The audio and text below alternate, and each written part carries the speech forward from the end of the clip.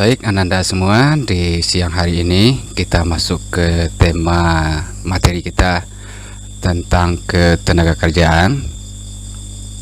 Tujuan dari pembelajaran kita hari ini dengan menyimak nanti Ananda videonya yang bertemakan ketenaga kerjaan, semoga Ananda dapat mengerti, memahami urgensi dari ketenaga kerjaan. Kemudian nanti Ananda juga adanya kolaborasi mengenai ketenaga kerjaan ini, menjelaskan konsepnya, terutama konsep ketenaga kerjaan, angkatan kerja, dan kesempatan kerja, ya. Dan Ananda juga nanti menjelaskan ketenaga kerjaan ini dengan metode diskusi. Silakan Ananda semua nanti berkelompok, minimalnya 4-4, maksimalnya juga terserah ya. Anda menentukan sendiri kelompoknya dan peluang-peluang baru. Tapi bagi sebagian lainnya, masa depan mungkin terkesan menakutkan karena kekhawatiran tidak mampu beradaptasi dengan perubahan-perubahan yang akan terjadi. Sebuah studi yang dilakukan di Universitas Oxford menemukan bahwa dari semua jenis pekerjaan yang ada sekarang, 45%-nya akan menghilang atau berkurang drastis kebutuhannya. Karena jenis pekerjaan-pekerjaan tersebut sudah bisa diotomatisasi atau setidaknya di-upgrade di titik di mana tenaga kerja hanya sedikit sekali dibutuhkan. Hal ini tentunya akan sangat mempengaruhi cara kita merencanakan masa depan, karena perubahan tak lagi bisa dielakkan. Jadi, menurut proyeksi, Indonesia akan menghadapi bonus demografi di tahun 2020 sampai 2030 nanti. Itu kondisi di mana usia produktif kita itu banyak banget, teman-teman.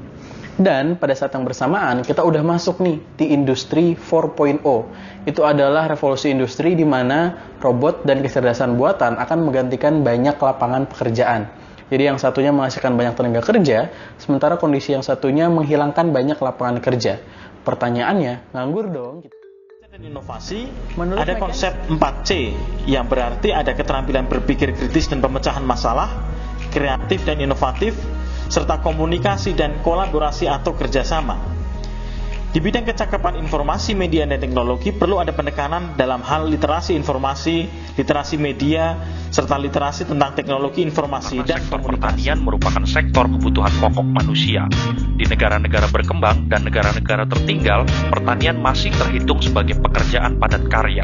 Tetapi pada tingkat makro global, sektor ini sudah mulai meninggalkan proses produksi menggunakan tenaga kasar manusia.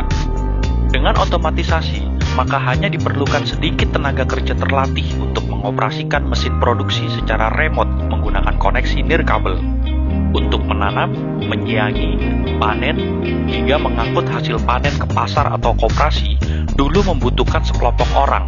Memang sih, sampai sekarang juga masih dibutuhkan, tapi sebagian proses ini sekarang juga sudah diotomatisasi loh.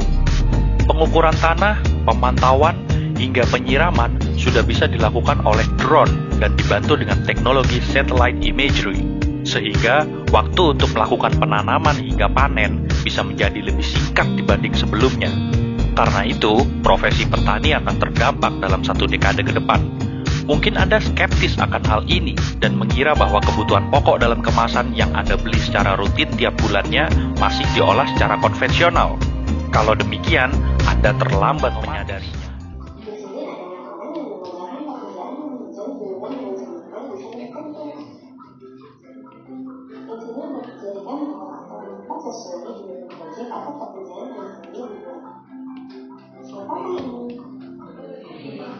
Sama efisiensi dan efektivitas industri. Jadi, kalau kita kembalikan apakah bonus demografi dan revolusi industri 4.0 ini akan menghasilkan banyak pengangguran? Jawabannya adalah